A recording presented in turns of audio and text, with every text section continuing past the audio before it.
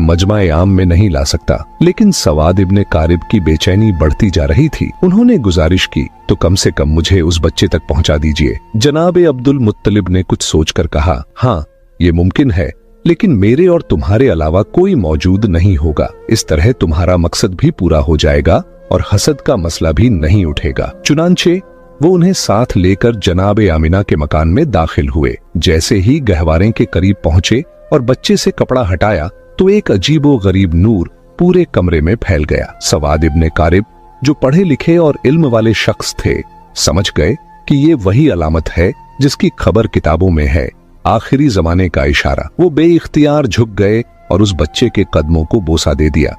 फिर जनाब अब्दुल मुत्तलिब से मुखातिब होकर कहा, आप गवाह रहिएगा, मैं इस बच्चे पर अभी से ईमान ला रहा हूँ। मुझे मालूम है कि मैं उस वक्त तक जिंदा नहीं रहूंगा जब ये बच्चा ऐलान रिसालत करेगा, मगर मैं आज ही गवाही देता हूँ कि ये अल्लाह का आखिरी रसूल है। इस तरह बनु हाशिम के घर वालों के अलावा पैगंबर इस्लाम की पैदाइश के बाद सबसे पहले ईमान लाने वाले शख्स सवाद इब्ने कारिब साबित हुए। ये वाकया हुजूर अकरम सल्लल्लाहु अलैहि वसल्लम की पैदाइश के चौथे दिन का है। फिर 7वें दिन हजरत अब्दुल मुत्तलिब ने अपने पोते का अकीका किया और पूरे मक्का के लोगों को दावत अकीका में बुलाया। लेकिन उस वक्त से ही कुछ लोग हजरत अब्दुल मुत्तलिब के दुश्मन बन चुके थे और दिल ही दिल में सोच रहे थे कि अगर ये बच्चा बड़ा हो गया और इसने ऐलान नुबुव्वत कर दिया तो हमारे लिए तो बस तबाही ही तबाही है। इन हालात में रब करीम की मसलहत यही थी कि पैगंबर इस्लाम को कुछ अरसा मक्का की सरजमीन से ओझल रखा गया,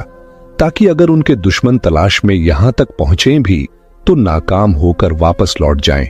मगर दूसरी तरफ दुश्मनों का गिरोह लगातार हुजूर अकरम की तलाश में लगा हुआ था। हजरत अब्दुल मुत्तलिब, जो दीन इब्राहिमी पर कायम थे और अपने वालिद जनाब हाशिम से कुछ ऐसे राज नबूवत भी हासिल कर चुके थे, उनमें से एक ये भी था कि इस बच्चे के दुश्मन बहुत ज्यादा होंगे।